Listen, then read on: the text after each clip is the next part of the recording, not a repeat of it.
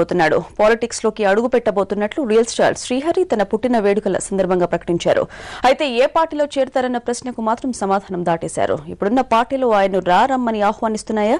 పిలవకపోతే ఆయన ఏం చేస్తారు?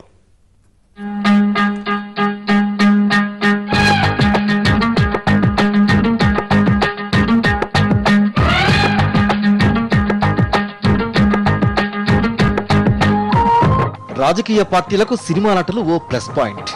వాళ్లు వస్తారన్నదే ఆలస్యం, కాదనకుండా చేర్చుకుంటారు. అందుకే చాలా మంది సినీ నటులు కెరీర్ ముగియగానే ఈజీగా పాలిటిక్స్ లోకి వెళ్లిపోతారు. అయితే శ్రీహరి మాత్రం డిఫరెంట్. అటు నటన, ఇటు రాజకీయం రెండు పడవలపై కాళ్లు పెడుతున్నాడు. వచ్చే సార్వత్రిక ఎన్నికల్లో ప్రత్యక్ష రాజకీయాల్లోకి రానున్నట్లు ప్రకటించారు. పొలిటికల్ గా నాకు ఇంతకు ముందు ఎప్పుడు అట్లాంటి ఆశ లేదు. ఎందుకంటే సేవ అనేది ఎక్కడి నుంచైనా చేయొచ్చు. నా సంపాదనలో ఒక 50 పైసలు సర్వీస్కే యూజ్ చేస్తున్నా.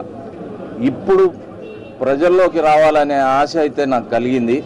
2014 100% ప్రజల మధ్యన ఉండి సేవ చేయాలనే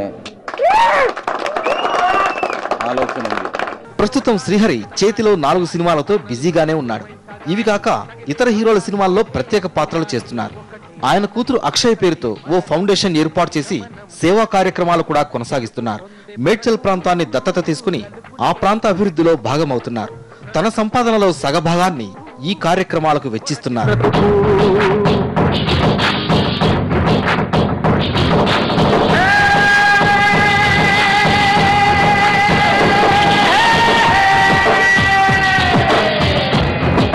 శ్రీహరి ఇలా రాజకీయాల్లోకి వస్తున్నారని వార్తలు రావడం ఇదేమీ కొత్త కాదు.